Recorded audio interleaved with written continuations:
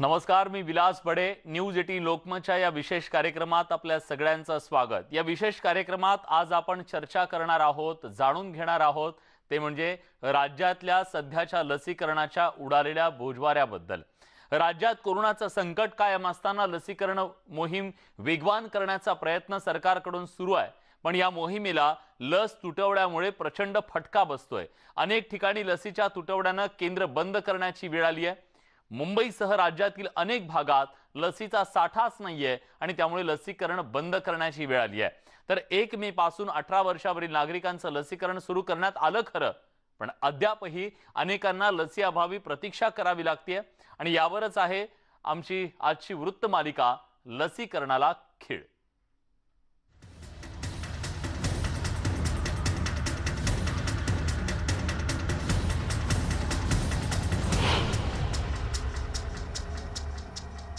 राज्यभर लसीकरणाचा बोजवारा उडालेला आहेच.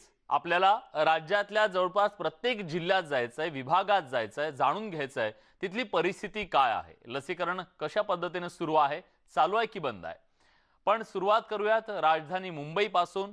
मुंबईत लसीकरणाला अक्षरशः खीळ बसल्याचं दिसलं. लसीचा साठा उपलब्ध नसल्यानं मुंबई महापालिकेतील सर्व केंद्रावरचं लसीकरण बंद आहे. सर्व वयोगटातील लोकांचं लसीकरण बंद आहे. नोंदणी केलेल्या नागरिकांना ही लस मिळणार नाहीये.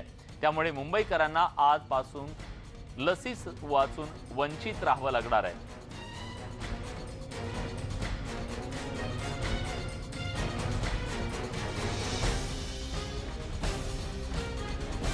लसीकरणाबाबत मुंबईच्या महापौर किशोरी पेडणेकर यांच्याशी संवाद साधलाय आमच्या प्रतिनिधी प्रणाली कापसे यांनी. मुंबईमध्ये आज पुन्हा एकदा लसीकरण बंद आहे. खरं तर सध्या मुंबईमध्ये 500च्या जवळपास केंद्र सुरू आहे. प्रत्येक वॉर्डमध्ये एक आणि त्यानंतर इतर खाजगी रुग्णालय असे सगळे पकडून. परंतु आज मुंबई महानगरपालिकेचे आणि शासकीय असे सगळे लसीकरण केंद्र बंद राहणार आहेत. मुंबईच्या महापौर किशोरी पेडणेकर यांच्याकडून आपण जाणून घेणार आहोत. महापौर मॅडम, आता तर खरं आपण प्रत्येक केंद्राला 100-100च लसी पुरवतो, तरीसुद्धा आपल्यावर ही वेळ आली की आज लसीकरण बंद ठेवावं लागतं आपल्याला. लसीकरण ज्या आपल्याला प्राप्त होते ती खूपच कमी प्राप्त होते, हे काय नेहमीच झालेलं आहे. परंतु आजच 87,000 वॅक्सिन आलेलं आहे. उद्यापासून ते परत सुरळीत करू आणि त्या दरम्यान 3-4 दिवसात परत येत राहतील. तर मला वाटतं ह्याच्या पुढे सुरळीत होईल. कोविशिल्ड 87,000 आपल्याकडे आलेली आहे आणि त्याच्यामुळे उद्यापासून आम्ही ते व्यवस्थित पुन्हा चालू करू. राज्याचे मदत आणि पुनर्वसन मंत्री विजय वडेट्टीवार बोलतायत. आपण थेट जातोय. माननीय मुख्यमंत्री, उपमुख्यमंत्री, मुख्य सचिव आणि आमच्या खात्याचे सचिव हे सर्व उपस्थित होते आणि आज डिझास्टर मॅनेजमेंटने हा निर्णय घेत असताना केवळ आमच्या अधिकारात या परीक्षा रद्द करण्याची आजची परिस्थिती पाहून माननीय मुख्यमंत्री महोदयांनी या विषयाला घेऊन आधीच सुचवाद केलेलं होतं. परंतु काही लोकांचा परीक्षा रद्द करण्याला विरोध होता.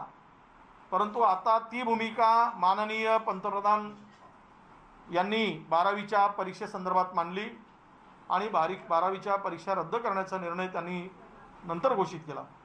परंतु सुरुवातीला मात्र राज्याचे प्रमुख माननीय उद्धवजी ठाकरे साहेब यांची भूमिका ही होतीच आणि आज हा निर्णय राज्य सरकारने आणि SDMAने घेतलेला आहे की 10वी आणि 12वीच्या परीक्षा रद्द करण्याचा निर्णय घेतलेला आहे. दुसरा विषय असा होता की आता अनेकांच्या मनामध्ये लॉकडाऊनच्या संदर्भात अनलॉक करायचं, लॉकडाऊन करायचं या संदर्भातली भूमिका आहे. आज आम्ही SDMAच्या मीटिंगमध्ये निर्णय घेतला की या संपूर्ण परिस्थितीचं अवलोकन करून साधारणतः 5 लेवल आम्ही हे आता अनलॉक करायसाठी ठरवले आणि लॉकडाऊन करायसाठी ठरवले. कुठे अनलॉक तर कुठे लॉक करायचा आणि काही ठिकाणी रिस्ट्रिक्ट केलं तर काही ठिकाणी शिथिलतासुद्धा देण्याचा निर्णय घेतला. या 5 लेवलमध्ये आम्ही असा निर्णय घेतला आहे की ज्या ठिकाणी ज्या जिल्ह्यात पॉझिटिव्हिटी रेट हा 5% आहे आणि बेडची ऑक्युपन्सी जी आहे ती 25%च्या आत आहे, म्हणजे ऑक्सिजन बेडची. आणि अशा जिल्ह्यामध्ये जो निर्णय घेतला आहे त्यातून सर्व ठिकाणी ते रेग्युलर नियमित त्या ठिकाणी आता लॉकडाऊन राहणार नाही, तर तिथे अनलॉक राहील. आणि उदाहरणार्थ सर्व गोष्टी म्हणजे रेस्टॉरंट असेल, मॉल्स असतील किंवा तुमच्या हे टायमिंग शॉपचं टायमिंग होतं ते सुद्धा आता रिस्ट्रिक्ट केलं होतं, ते सुद्धा राहणार नाही. आणि लोकल ट्रेनसुद्धा पहिल्या लेवलमध्ये जे येतील जिल्हे येतील एकूण 43 आम्ही त्याचे जिल्हे आणि महानगरपालिका धरून 43 भाग पाडलेले आहेत. सर 5 लेवलमध्ये कुठले जिल्हे दुसरे सांगतो ना, ते जिल्हे पण सांगतो, कारण आजच्या स्टेजमध्ये जे जिल्हे येत आहेत त्याची कागद आता 1-2 मिनिटामध्ये तुम्हाला मी सांगणार आहे, 1च मिनिटामध्ये. पण 5 लेवलमध्ये या पद्धतीनं येणार आहे की जसं पब्लिक प्लेसेस आहेत, तुमच्या ओपन गार्डन आहेत आणि सायकलिंग आहे, वॉकिंग ट्रॅक आहेत, हे रेग्युलर राहील पहिल्या याच्यामध्ये. दुसऱ्या याच्यामध्ये पहिल्या याच्यामध्ये पुन्हा आपले प्रायव्हेट ऑफिस आहेत किंवा गव्हर्नमेंट ऑफिस आहेत, याला 100% त्यामध्ये आता मुभा राहील. स्पोर्ट्ससुद्धा रेग्युलर राहील, म्हणजे नियमित राहील, त्याच्यामध्ये कुठले बंधन राहणार नाही. थिएटर्समध्ये सुद्धा आम्ही पूर्ण क्षमतेने त्याला पहिल्या लेवलला परवानगी दिलेली आहे. आणि त्याबरोबर म्हणजे शूटिंगसाठी सुद्धा पहिल्या लेवलला नियमित आणि दुसरा लेवल जी आहे त्याला सुद्धा शूटिंगला रेग्युलरमध्ये परवानगी दिलेली आहे. त्यामध्ये गॅदरिंग असेल किंवा तुमच्या कल्चरल एंटरटेनमेंट कार्यक्रम असेल त्यालासुद्धा पहिल्या लेवलला पूर्णतः परवानगी आहे. आणि 50% कॅपॅसिटी सेकंड लेवलला आहे. हे याबरोबर तुमचे मॅरेज हॉलसाठी सुद्धा, मॅरेजमध्ये लग्न सोहळ्यासाठी सुद्धा 100% त्या ठिकाणी सूट दिलेली आहे त्यांच्या ह्याच्याप्रमाणे. आणि इतर ठिकाणी मात्र 200च्या मर्यादेपर्यंत त्या कॅपॅसिटीच्या 50% किंवा 200 मॅक्झिमम यापर्यंत त्यांना तिकडे परवानगी राहील. त्यामध्ये फ्युनरलसाठी सुद्धा रेग्युलर पहिल्या लेवलला राहील आणि दुसऱ्या लेवलला निश्चितपणे मॅक्झिमम 200पर्यंत लोक उपस्थित राहावेत. आणि त्याच्यानंतर मात्र 20 लोकांनाच त्या ठिकाणी परवानगी राहील. कंस्ट्रक्शनला सुद्धा फर्स्ट लेवल सेकंड लेवलला रेग्युलर राहील आणि तिसऱ्या बाकी ठिकाणी 50% राहील. आणि ॲग्रिकल्चरला सुद्धा रेग्युलर 2 लेवलला राहील आणि 3 लेवलला मात्र 2 वाजतापर्यंतची मर्यादा आहे. आणि ई कॉमर्स किंवा आमचे इतर काही सर्व्हिसेस आहेत त्यालासुद्धा रेग्युलर राहील. आणि जमावबंदी संचारबंदी संदर्भात पहिल्या लेवलला कुठेही अडचण नाही, पण दुसऱ्या लेवलपासून दुसऱ्या आणि पहिल्या याला जमावबंदी पहिल्या लेवलला राहणार नाही, पण दुसऱ्या लेवलपासून मात्र ही जमावबंदी राहील. कुठेही जमावबंदी करता येणार नाही, तो नियम त्यांना लागू राहील. तुमचा जिम आहे, सलून आहे, ब्युटी सेंटर आहे किंवा वेलनेस सेंटर आहे, यालासुद्धा पहिल्या लेवलला रेग्युलर, दुसऱ्या लेवलला 50% आणि तिसऱ्या लेवलला मात्र 2 वाजतापर्यंत.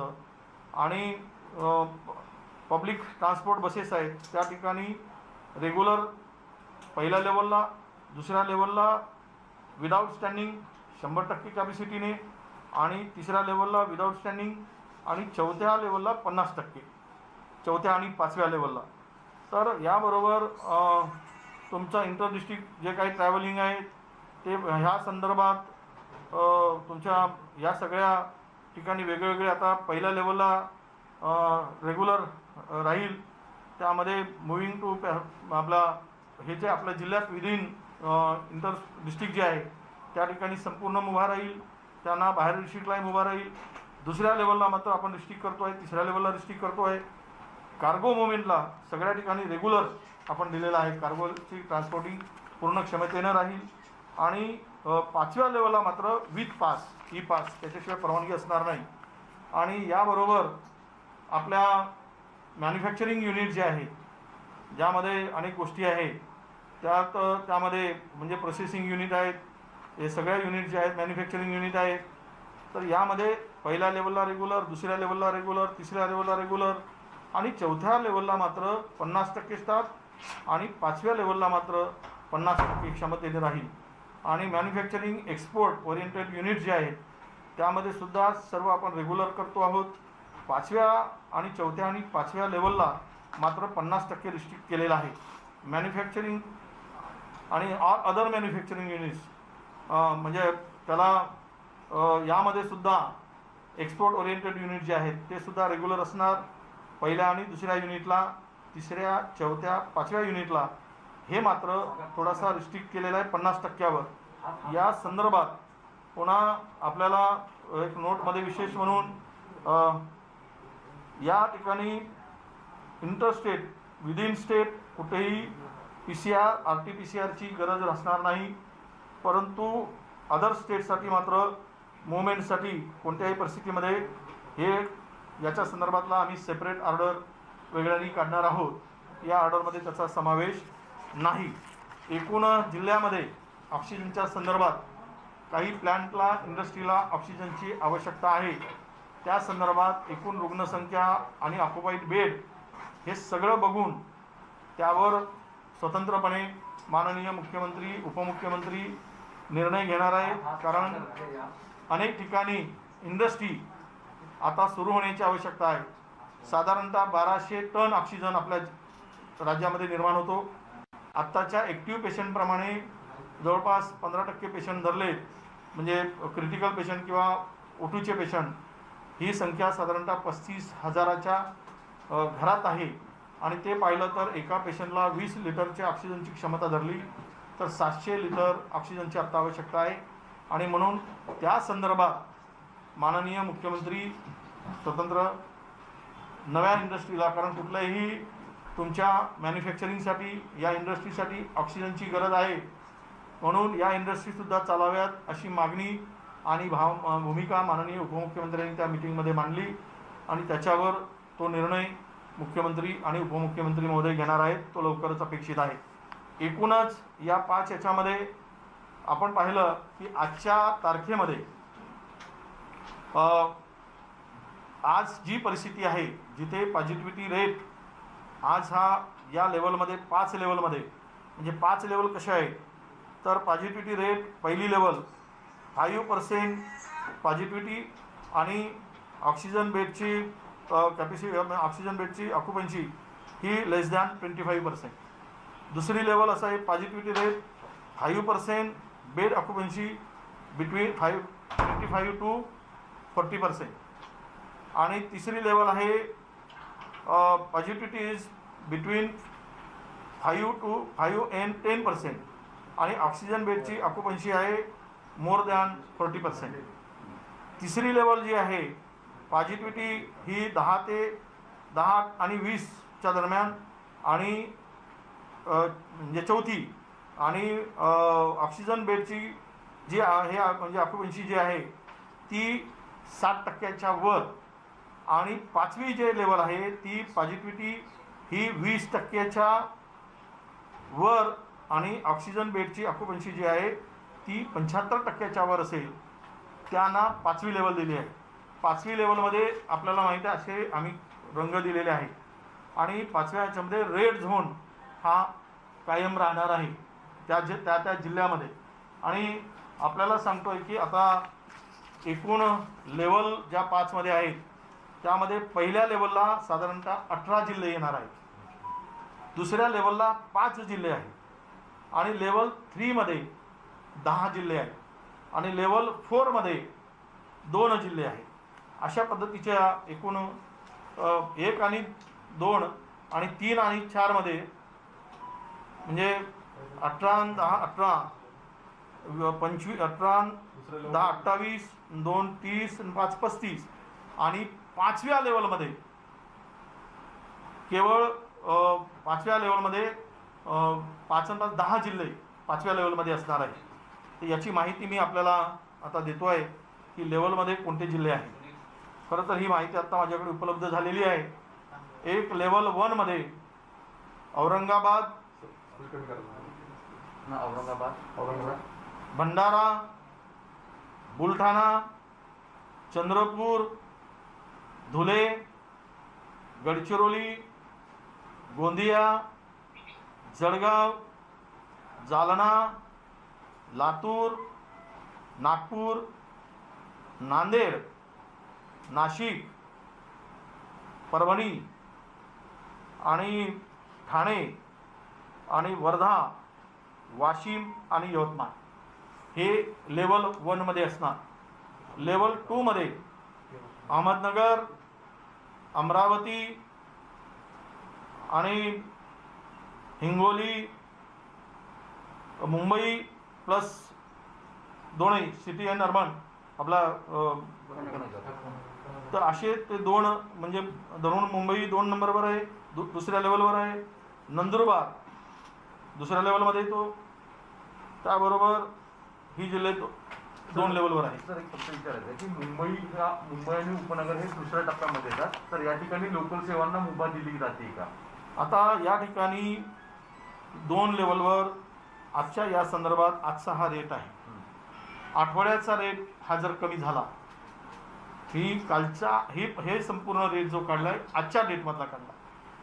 जर आठवड्याचा रेट जर कमी जास्त वाढवू शकला, कमी होऊ शकला, कारण कमीच होतो आहे, तर मात्र मुंबईला लोकल ट्रेन सुरू होऊ शकेल. पण आज मात्र यानुसार लोकल ट्रेन बंद असणार आहे. मला पहिल्यांदा पूर्ण वाचून दाखवू द्या, मग मी बोलतो. पहिले मला आज हे पूर्ण वाचून दाखवू द्या, मग आपण सांगतो. आपल्याला 3ऱ्या लेवलमध्ये असलेले जिल्हे आहेत अकोला, बीड आणि पालघर, रत्नागिरी, सांगली, सातारा, सिंधुदुर्ग, सोलापूर हे यामध्ये आहे. आणि बाकीचे जिल्हे जे आहेत, चौथीचे कुठे जिल्हे, 14मध्ये जे जिल्हे आहेत 2 जिल्हे पुणे आणि रायगड. आता उर्वरितचे जिल्हे आहेत त्यांची यादी कुठे? हां, लेवल 4 लेवल 5 केला आहे आम्ही.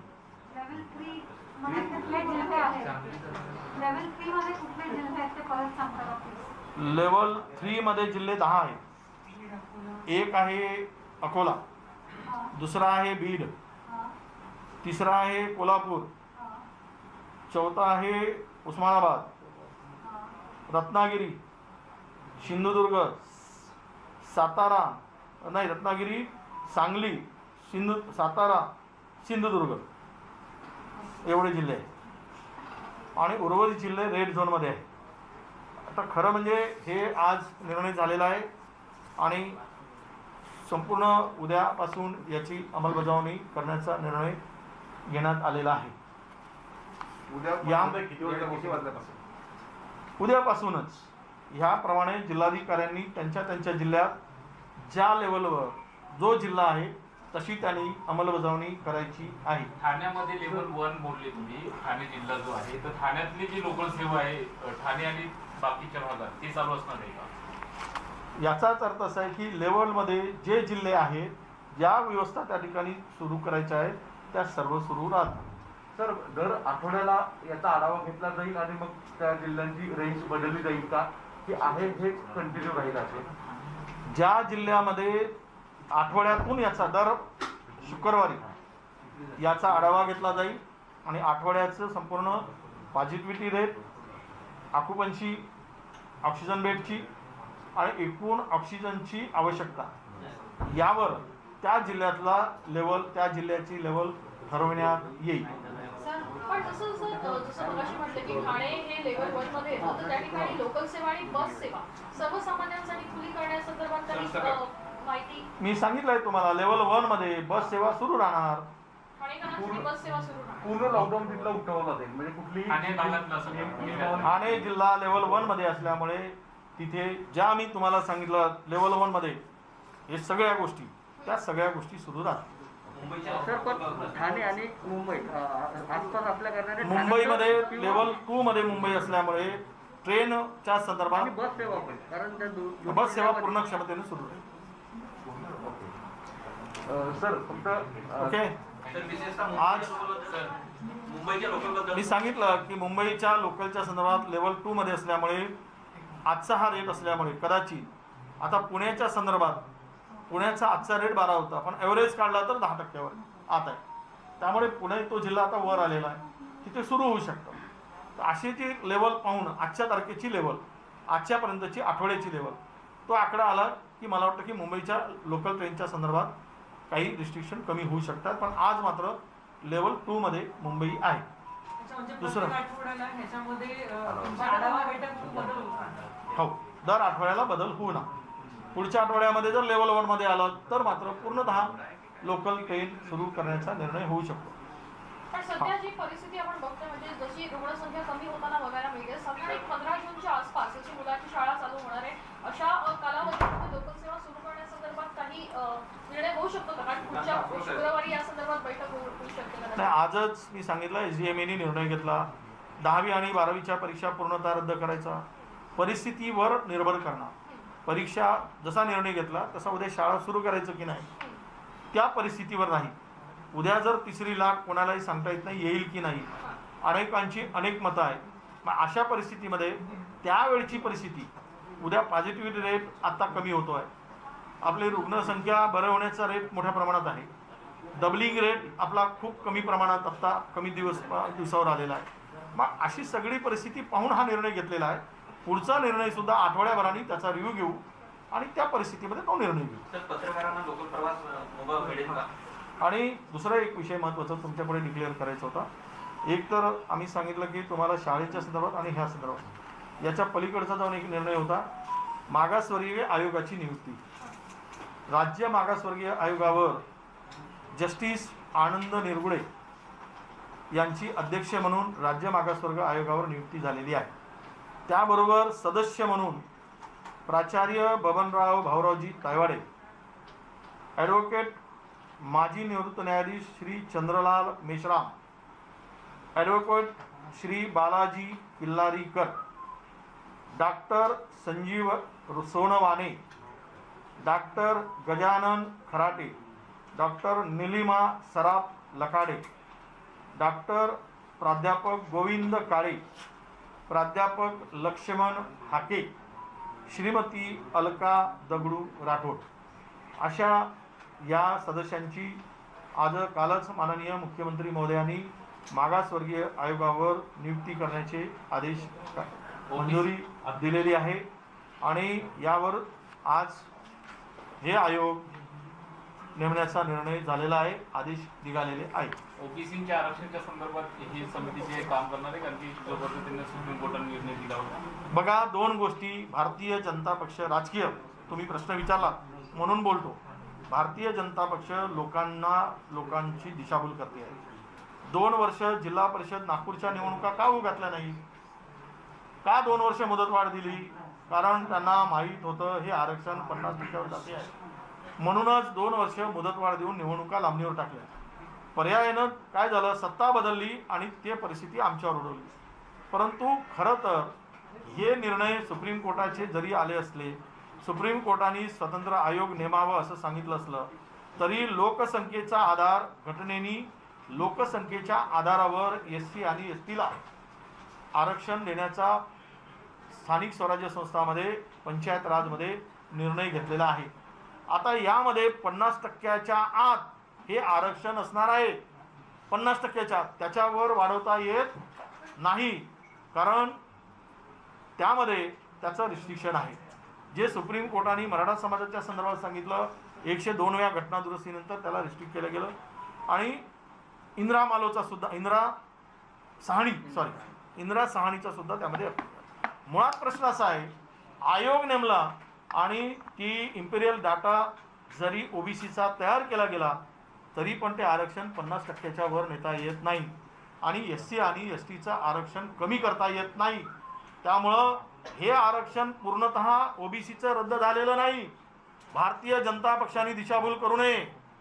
हे आरक्षण ओबीसीचं 50%च्या आत SC आणि ST धरून सोडून जेवढं बसेल तेवढं कायम आहे, पूर्णतः रद्द झालेलं नाही. म्हणजे उदाहरणार्थ एका जिल्ह्यामध्ये ओबीसीच्या जागा 15 असतील, आज 50%च्या वर गेल्यामुळं तर त्या 4 जागा रद्द होऊन 11 जागा ह्या ओबीसीसाठी कायम असणार आणि 4 जागा या ओपनमध्ये जाणार. 100% 15% जागा या ठिकाणी असणार नाही. म्हणून ओबीसीच्या संदर्भामध्ये आम्ही आता हे तर करतोच आहोत, सुप्रीम कोर्टापुढे जात आहोत, परंतु याचा अर्थ असा नव्हे की उद्या हेही जरी केलं तरी पण आरक्षण 50% नेता येत नाही. आम्ही इम्पेरियल डाटा आल्यानंतर सुद्धा. त्यामुळे ही दिशाभूल बंद करावी अशी आमची त्यांना विनंती आहे. धन्यवाद. मी आता निघत आहोत.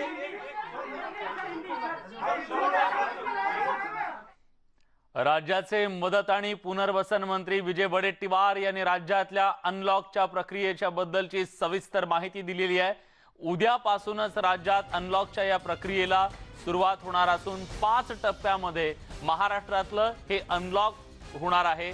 यात पॉझिटिव्हिटी रेट किती आहे, बेडची उपलब्धता किती आहे, ऑक्सिजनची उपलब्धता किती आहे, यावरून विविध जिल्ह्यांची वर्गवारी करण्यात आलेली आहे. ज्या जिल्ह्यांमध्ये कोरोनाचा संसर्ग कमी आहे अशा जिल्ह्यातला लॉकडाऊन पूर्णपणे उठवलेला आहे. ज्या जिल्ह्यांमध्ये कोरोनाचा संसर्ग अजून गंभीर आहे तिथं लॉकडाऊनची परिस्थिती कायम राहणार आहे. आणि ज्या जिल्ह्यांमध्ये संमिश्र परिस्थिती आहे तिथं मात्र काहीसे निर्बंध आणि काहीशी शिथिलता अशा 5 टप्प्यांमध्ये महाराष्ट्रातल्या विविध जिल्ह्यांमध्ये आता अनलॉकची प्रक्रिया सुरू झाली आहे. दर शुक्रवारी या पॉझिटिव्हिटी रेटचा, तिथल्या बेडच्या उपलब्धतेचा, ऑक्सिजनच्या उपलब्धतेचा सगळा आढावा घेतला जाईल आणि त्यानंतर पुन्हा एकदा तिथं काय सुरू करायचं, काय बंद करायचं याच्याबद्दलचा निर्णय घेतला जाणार आहे. दुसरी महत्त्वाची बाब ओबीसी आरक्षणाच्या संदर्भातली. ओबीसी आरक्षणाच्या बद्दल सुप्रीम कोर्टानं सांगितलेल्या आयोगाची अखेर नेमणूक राज्य सरकारनं केल्याचं सुद्धा ओबीसी मंत्री विजय वडेट्टीवार यांनी स्पष्ट केलेलं आहे. एक छोटासा ब्रेक घेतोय, कुठे जाऊ नका, पहा फक्त न्यूज 18 लोकमत.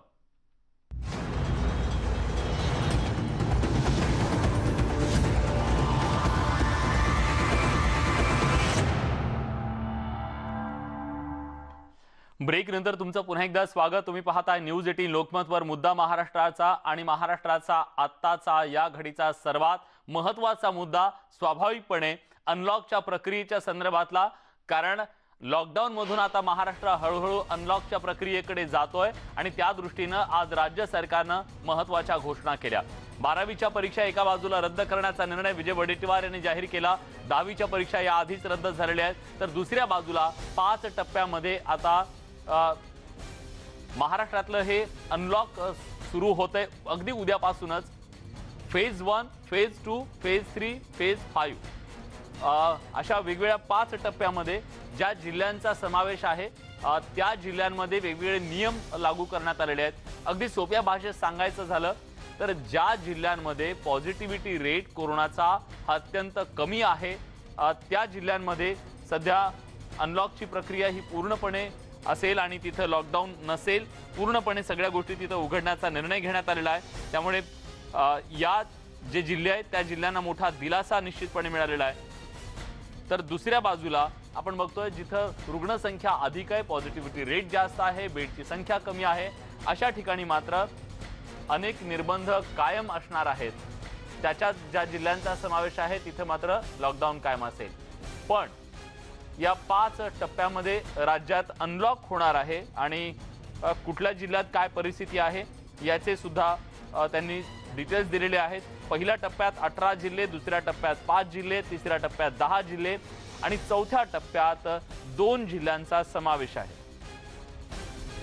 पहिल्या टप्प्यात जिथं 5% पॉझिटिव्हिटी रेट आणि ऑक्सिजन 25% बेड आत आहे तिथं लॉकडाऊन राहणार नाही. मॉल्स, हॉटेल्स, दुकानं, वेळेची बंधनं तिथं असणार नाही. सगळं काही उघडलं जाईल. पहिल्या टप्प्यात क्रीडांगणं, खाजगी आणि शासकीय कार्यालय पूर्ण सुरू होतील, चित्रपटगृह सुरू होतील, जिम, सलून सुरू राहतील. एक मोठा निर्णय निश्चितपणे. आणि या पहिल्या टप्प्यामध्ये बस ज्या आहेत ज्या जिल्ह्यांचा समावेश पहिल्या टप्प्यात आहे तिथं बस सुद्धा 100% क्षमतेनं धावतील. आंतरजिल्हा प्रवास करता येणार आहे, मुभा असणार आहे. लोकल ट्रेनचा निर्णय मात्र नाहीये. म्हणजे मुंबई ही दुसऱ्या टप्प्यात आहे त्याच्यामुळे मुंबईमध्ये पॉझिटिव्हिटी रेट हा पहिल्या टप्प्यासाठी नव्हता, तो दुसऱ्या टप्प्यात जातो. त्याच्यामुळे मुंबईतल्या लोकलचा निर्णय मात्र अजून काही झालेला नाही. कदाचित पुढच्या आठवड्यात होऊ शकतो. अनलॉक झालेले जे जिल्हे आहेत ते लक्षात घ्या. अनलॉक झालेले जिल्हे महाराष्ट्रातले कुठे आहेत जिथं आता लॉकडाऊन असणार नाही.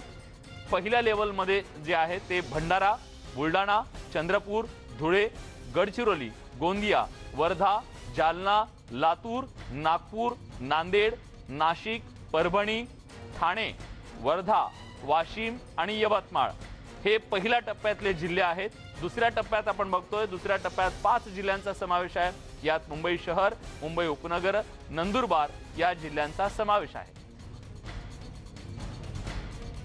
या सगळ्याबद्दल अधिक तपशीलवार माहिती देण्यासाठी आता आपल्या सोबत सागर कुलकर्णी आहेत। सागर, राज्य सरकारनं उचललेलं हे एक महत्त्वाचं पाऊल म्हणावं लागेल।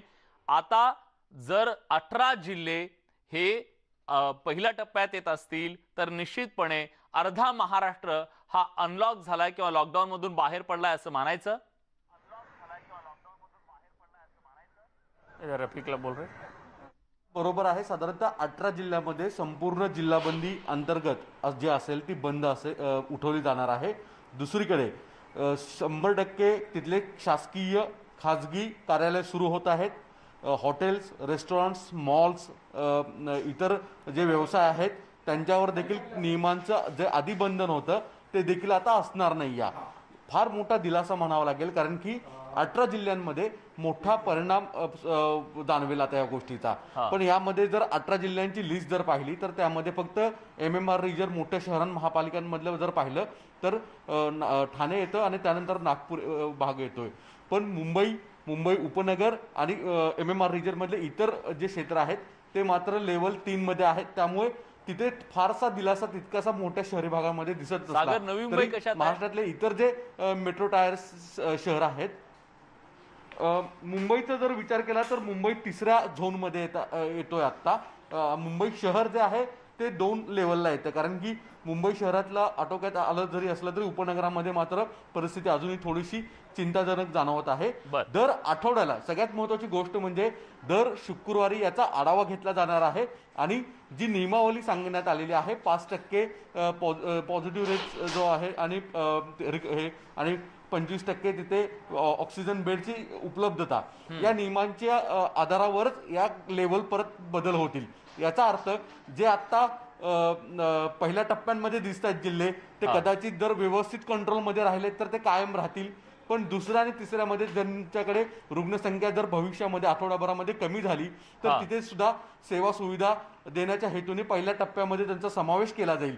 विशेष म्हणजे या खात्याच्या आता संदर्भात विजय वडेट्टीवार यांनी जे सांगितलं की मुंबईमध्ये पुढील आठवड्यामध्ये जर रेट पाहिला तर तो 8% आहे। कदाचित एक आठवडाभर थांबला तर तो 5% पर्यंत येऊ शकतो आणि मुंबईमध्ये सुद्धा लोकल सेवा सुरू परत करता येईल, जी MMR रिजनसाठी फार महत्त्वाची असणार आहे। खरंच हे झालं तर मुंबईसाठी खूप मोठा दिलासा तो असू शकतो। पण एक दिलासा निश्चितपणे आहे। मला प्रफुल्ल साळुंखे यांच्याकडे जायचं आहे। प्रफुल्ल, मुंबईच्या बाजूला असलेलं ठाणे हे सुद्धा एक मोठं शहर आहे, लाखो लोकसंख्या असलेलं हे शहर, MMR रिजन मधलं मोठं शहर आहे। ते अनलॉक होत आहे। खरं तर ठाणेकरांसाठी ही खूप मोठी बातमी आहे। पण नवी मुंबईकरांचं काय? नवी मुंबईकर सुद्धा या अनलॉक मध्ये असतील पूर्णपणे?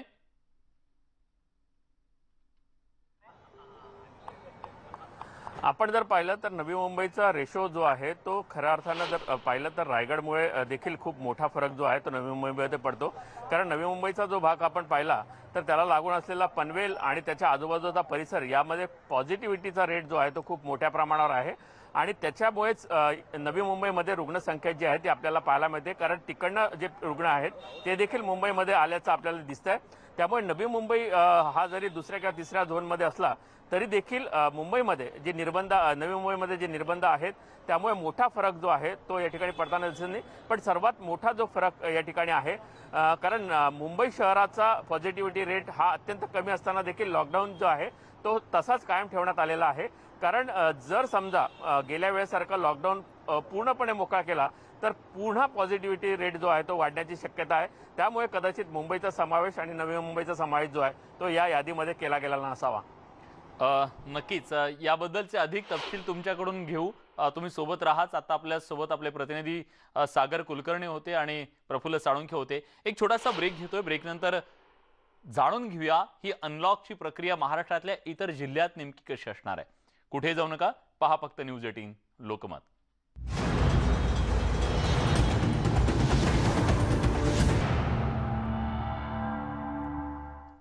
ब्रेकनंतर तुमचं पुन्हा एकदा स्वागत. तुम्ही पाहताय न्यूज 18 लोकमतवर. मुद्दा महाराष्ट्राचा आणि आत्ताचा या घडीचा महाराष्ट्राचा सर्वात महत्त्वाचा मुद्दा तो म्हणजे अनलॉकच्या प्रक्रियेचा.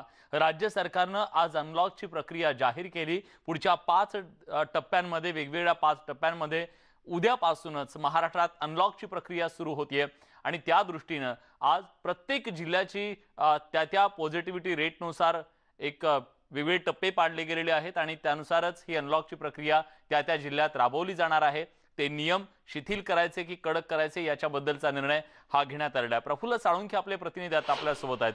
प्रफुल्ल, ब्रेकच्या पूर्वी आपण विचार केला किंवा त्याच्याबद्दल बोललो की जिथं अनलॉकची प्रक्रिया पूर्णपणे आता सुरू झालेली आहे, पण असे कुठले जिल्हे आहेत ज्यांनी महाराष्ट्राचं टेन्शन वाढवलेलं आहे, अजून सुद्धा त्यांना कोरोनावर विजय मिळवता आलेला नाहीये, तिथे लॉकडाऊन कायम असणार आहे?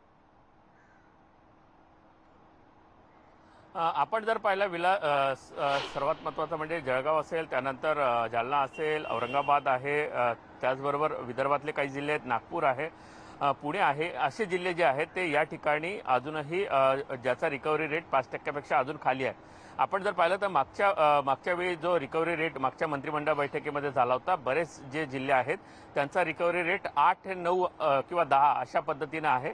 तो खूप मोठ्या प्रमाणावर या ठिकाणी आहे. त्यामुळे 5 रिकव्हरी रेट असलेले जे 18 जिल्हे आज जाहीर करण्यात आलेले आहेत त्यामध्येच हा लॉकडाऊन जो आहे तो उघडण्यात येणार आहे आणि इतर जे जिल्हे आहेत त्याच्यामध्ये टप्प्याटप्प्याने या ठिकाणी केले जातील. निश्चित मुंबईचा जो मोठा भाग आहे, मुंबई शहर असेल, उपनगर असेल, या जिल्ह्यांमध्ये खऱ्या अर्थानं खूप मोठी संख्या जी आहे. जरी आज ठाण्यामध्ये पहिल्या टप्प्यामध्ये अनलॉक जरी करण्यात आला, पण विशेष म्हणजे लोकल ट्रेन ज्यामध्ये सर्वात जास्त गर्दी होते ती मात्र कायम बंद ठेवण्याचा निर्णय घेतलाय.